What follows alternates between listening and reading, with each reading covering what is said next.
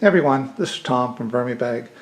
I'm going to do another real short video, just again showing how I bait out my final baiting on worms when I get them out of my finished castings. I've had these trays now sitting here for several months at least. This is probably the youngest one, and even this one you can really see where they're really starting to work their way through the newspaper on the top.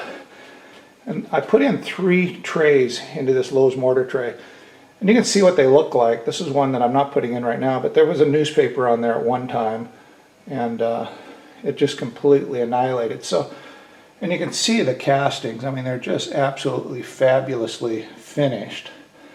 So the neat thing, like I said, about these trays is the fact that they lock on each other. They have a little ridge here on the bottom that locks into the bottom of this one. And I have not added any moisture to these systems in, 2.5 months. So once you stack them up on top of each other, I put a wet newspaper over the top of it and I leave them. So they've literally just been sitting there unattended for months.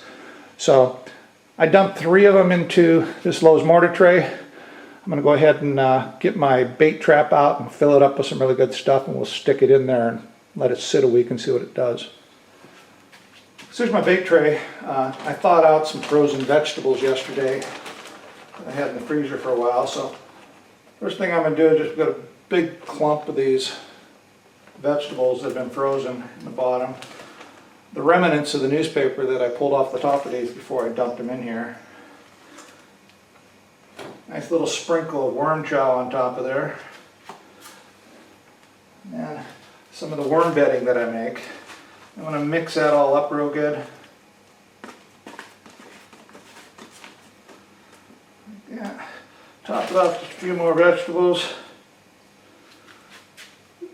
Sprinkle. And the bedding at the top. Add a little bit more. That's it. I'll put a napkin on top of this thing, and I'll wet it down and bury it right there in the middle. So I'll level this out.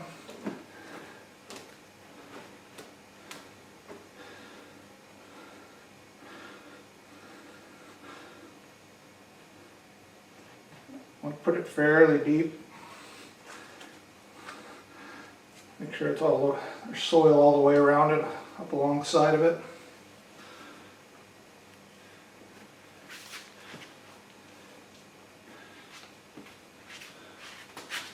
Spray down that napkin a little bit. And don't worry about getting this too wet in there. They like it pretty good and moist if you can make it moist. So in the final step, I'm just going to put a single newspaper over the top of this thing. And go ahead and wet it down. And I use this sprayer, this garden sprayer. I mean, this thing works so great. I mean, if you have more than one worm bin, I'd highly recommend one of these. That's it. Let that thing sit for a week and take a peek at it next week sometime and see how many worms are in that thing. This is Tom from VermiBag. Till next time, ciao.